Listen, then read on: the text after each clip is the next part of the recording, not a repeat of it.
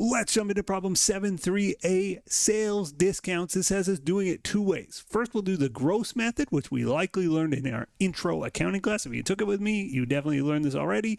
Then we'll do the net method, which is new for intermediate. Not that complicated a concept. If you understood how sales discounts works, that's that 210 net 30 thing, and we'll go over that in this video. But if you understood how that worked, the net method isn't any harder. Okay, on February 1st, 2031, James Company sells 12 units of inventory to a customer on account. The inventory has a list price of $1,000. So you're thinking, oh, hooray, $12,000 in revenue, right? 1,000 times 12. Commercial customers get a 40% discount off the list price. Okay, so we're not selling for $12,000 or $1,000 each. We're selling for $600 each because there's a discount. So 600 times 12, that's $70,200. Again, $1,000, 40% off means they're going to pay $600 for 12 units. That's $7,200 in revenue. Continuing, it says credit terms are 210 net 30.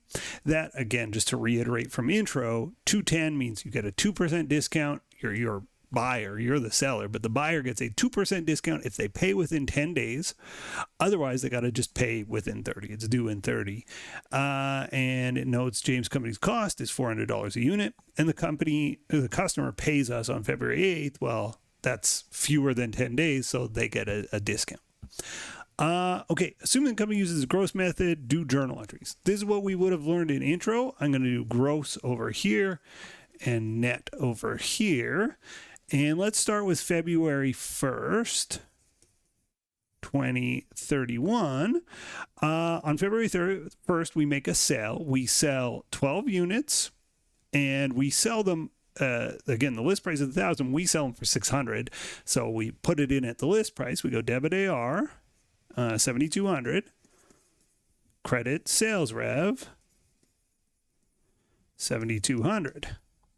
Debit cost of goods. Credit inventory. I realize I'm running out of space here. I want it all to fit on screen at the same time. Debit COGS credit inventory for, well, we sold 12 units. Our cost on them is $400 each, so that's $4,800 in cost of goods and inventory. All right, that's February 1st. Then when they pay us within the discount period on Feb 8th, we got to figure out, well, how much did they pay us? How much cash did I get here? And the answer is, well, let's figure it out. They owed us $7,200, but they're going to take 2% off their bill.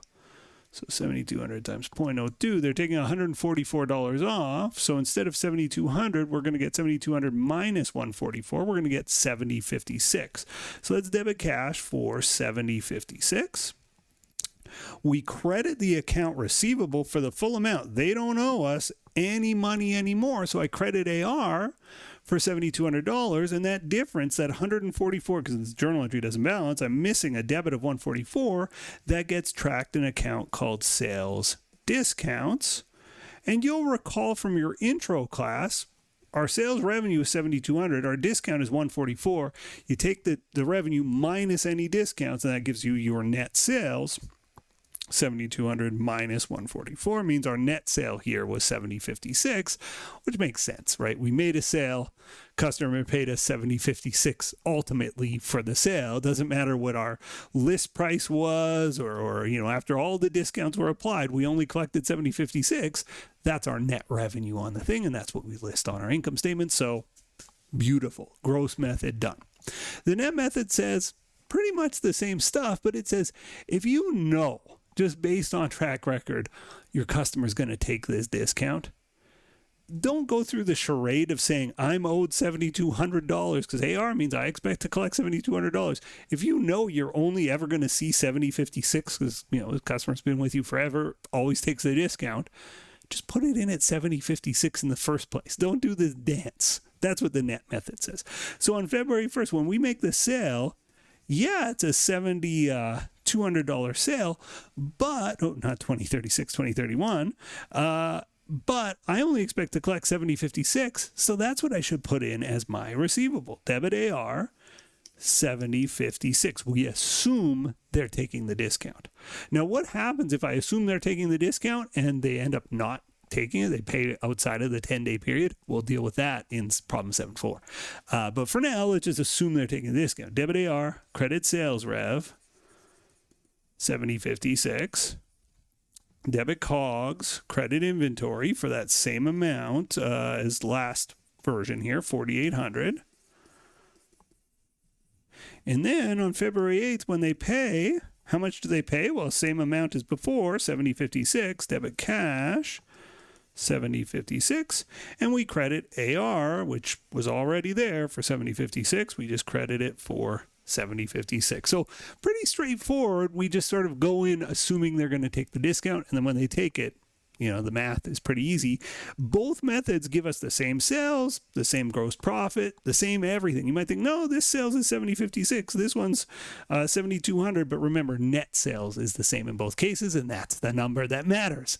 All right. Thank you so much for watching this video. If you stay tuned for problem 7.4, we'll go through it where they don't claim their discount, and this side gets a little quirky. Stay tuned for that one. See you in the next video. Bye for now. The next video in our series is right up here, and if you want a supercut of all of the videos in this series, that's the one down below.